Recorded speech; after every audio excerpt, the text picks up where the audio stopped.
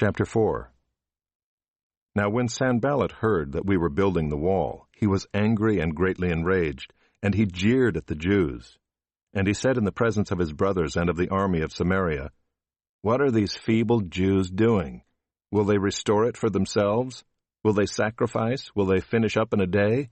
Will they revive the stones out of the heaps of rubbish, and burned ones at that?" Tobiah the Ammonite was beside him, and he said, "Yes, what they are building. If a fox goes up on it, he will break down their stone wall. Hear, O our God, for we are despised. Turn back their taunt on their own heads, and give them up to be plundered in a land where they are captives. Do not cover their guilt, and let not their sin be blotted out from your sight, for they have provoked you to anger in the presence of the builders." So we built the wall, and all the wall was joined together to half its height, for the people had a mind to work. But when Sanballat and Tobiah and the Arabs and the Ammonites and the Ashdodites heard that the repairing of the walls of Jerusalem was going forward, and that the breaches were beginning to be closed, they were very angry. And they all plotted together to come and fight against Jerusalem and to cause confusion in it. And we prayed to our God and set a guard as a protection against them day and night. In Judah it was said, "The strength of those who bear the burdens is failing. There is too much rubble. By ourselves we will not be able to rebuild the wall."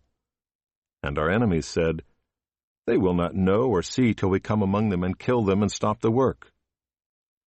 At that time the Jews who lived near them came from all directions and said to us 10 times, "You must return to us." So in the lowest parts of the space behind the wall, in open places, I stationed the people by their clans with their swords, their spears, and their bows. And I looked and arose and said to the nobles and to the officials and to the rest of the people, "Do not be afraid of them. Remember the Lord, who is great and awesome, and fight for your brothers, your sons, your daughters, your wives, and your homes." When our enemies heard that it was known to us and that God had frustrated their plan, we all returned to the wall, each to his work. From that day on, half of my servants worked on construction, and half held the spears, shields, bows, and coats of mail.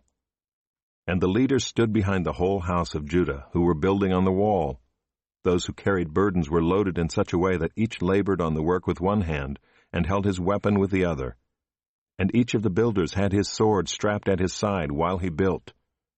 The man who sounded the trumpet was beside me, and I said to the nobles and to the officials and to the rest of the people, "The work is great and widely spread, and we are separated on the wall far from one another. In the place where you hear the sound of the trumpet, rally to us there. Our God will fight for us." So we labored at the work, and half of them held the spears from the break of dawn until the stars came out.